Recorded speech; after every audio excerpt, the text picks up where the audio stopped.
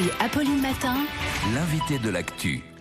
6h45, Marie-Geoffrey Roustide, bonjour. Vous êtes sociologue, vous êtes chargée de recherche à l'INSERM et vous observez, comme tout le monde, ces chiffres qui progressent. Le dernier sondage, qui est un sondage IFOP pour le journal Le Parisien, montre qu'une majorité de Français sont favorables à un passeport vaccinal, 54% des Français, mais ça va jusqu'à 62% qui se disent favorables si ça permet de prendre l'avion, de se rendre à l'étranger, si ça permet de rendre visite à des personnes vulnérables ou encore de prendre les transports en commun.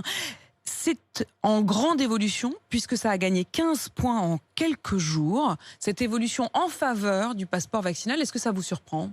Non, ça ne me surprend pas du tout parce que, déjà, il faut se méfier des sondages et encore plus là parce qu'en fait, on fait un sondage dans une période de crise pandémique qui nous affecte tous dans notre quotidien avec un discours très anxiogène autour des variants, des nouveaux variants, et puis un discours médiatique, politique et scientifique qui nous dit que la seule sortie de crise, c'est le vaccin.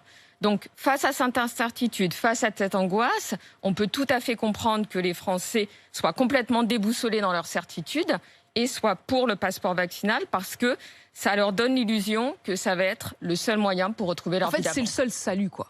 C'est le seul moyen pour retrouver leur vie d'avant, dans l'esprit d'un certain nombre de Français. Enfin, en tout cas, moi, c'est comme ça que je l'interprète. Alors, il y a quand même un paradoxe, c'est que les Français se disent très attachés à leur liberté individuelle, mais le passeport vaccinal, ça reviendrait dans les faits à une forme d'obligation. En fait, ça rendrait le vaccin obligatoire, sauf à accepter d'avoir une vie complètement isolée et retirée du monde. C'est tout le paradoxe en fait de cette notion de passeport vaccinal. Alors moi je comprends tout à fait effectivement que les opinions des Français puissent changer en situation de crise. Par contre, ce qui me semble important, c'est de soulever aussi les enjeux éthiques de ce passeport vaccinal. L'obligation vaccinale, elle existe pour des vaccins qu'on connaît très bien, sur lesquels on a vraiment du recul.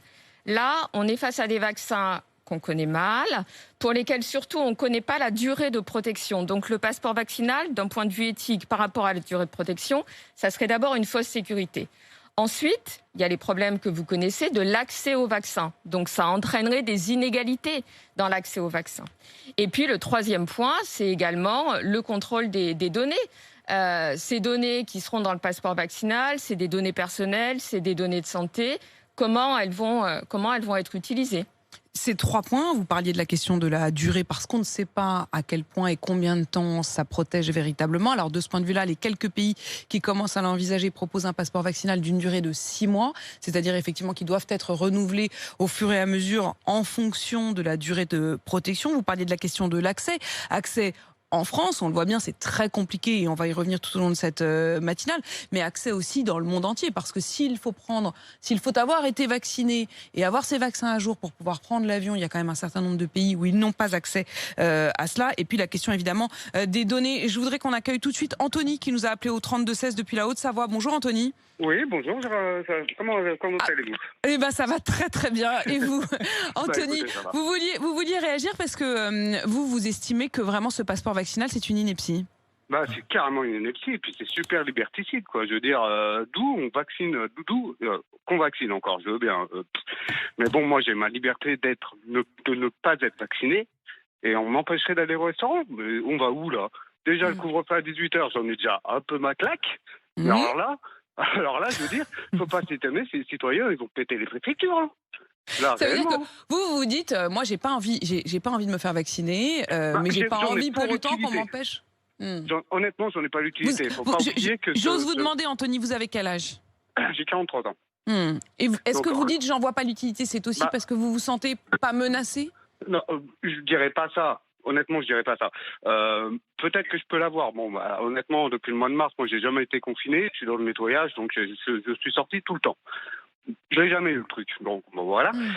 Faut pas oublier que aussi ce Covid ne tue que 1,5% sur 1000. Enfin, 1,5 pour 1000. Voilà, il y a 67 millions de Français qui vont survivre à tout ça. Hein. Et donc, Anthony, ce qui est sûr, et d'ailleurs restez avec nous, je voudrais que vous puissiez échanger, mais Marie-Geoffrey Roustide, vous le disiez tout à l'heure, au fond, ce nombre d'adhésions à l'idée d'un passeport vaccinal, il augmente aussi par la peur. Quand on entend Anthony à l'instant qui nous dit moi, j'ai pas peur, parce que je sais aussi que à mon âge, je suis assez peu à risque et que finalement, il y en a quand même beaucoup qui en réchappent. C'est aussi là-dessus que jouera le passeport vaccinal et l'adhésion à la vaccination? Alors, c'est l'adhésion à la vaccination, tout à fait, puisqu'en fait, un des problèmes dans l'adhésion à la vaccination, c'est le fait de se sentir concerné.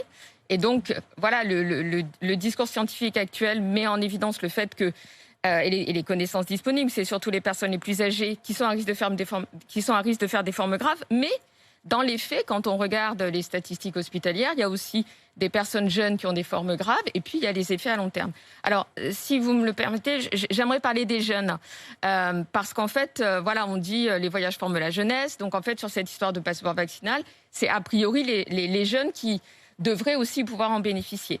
Et c'est eux qui vont être vaccinés en dernier. Alors, nous, avec des collègues de l'équipe de Vancouver, de l'Université de Vancouver, on mène une enquête sur les jeunes qu'on vient de terminer en décembre, qui s'appelle l'enquête Focus, une enquête France-Canada.